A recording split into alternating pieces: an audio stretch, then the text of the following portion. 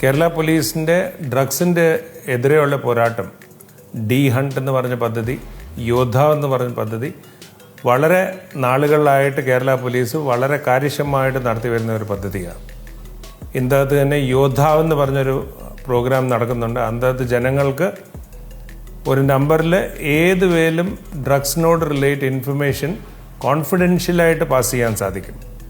അപ്പോൾ യോദ്ധാവ് നമ്പർ ജനങ്ങൾ ഉപയോഗിക്കണം. അതല്ലാതെ anti drug help line ADGP എല്ലാൻഡോറിൻ്റെ കീഴിൽ വളരെ കാര്യമായിട്ട് പ്രവർത്തിക്കുന്ന ഒരു ഹെൽപ്പ് ലൈനാണ്.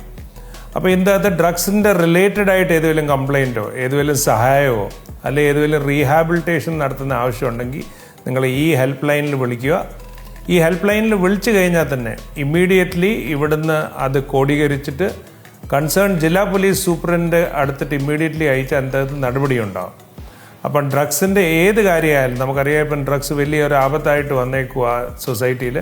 അപ്പം ഡ്രഗ്സിൻ്റെ ഏത് റിലേറ്റഡ് ഇൻഫർമേഷൻ ഉണ്ടെങ്കിൽ നിങ്ങളുടെ ഒരു അഡ്രസ്സ് ഇവിടെ സ്റ്റോർ ചെയ്യത്തില്ല.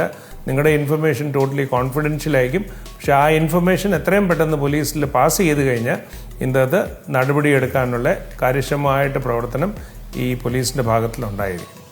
അപ്പം നിങ്ങളുടെ എല്ലാവരുടെയും സഹകരണം ഈ ഒരു ഡ്രൈവിന് നമുക്ക് ആവശ്യമാണ്.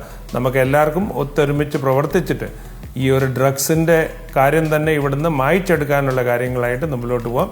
നിങ്ങളുടെ എല്ലാം സഹകരണം ഈ അവസരത്തിൽ അഭ്യർത്ഥിക്കുന്നു.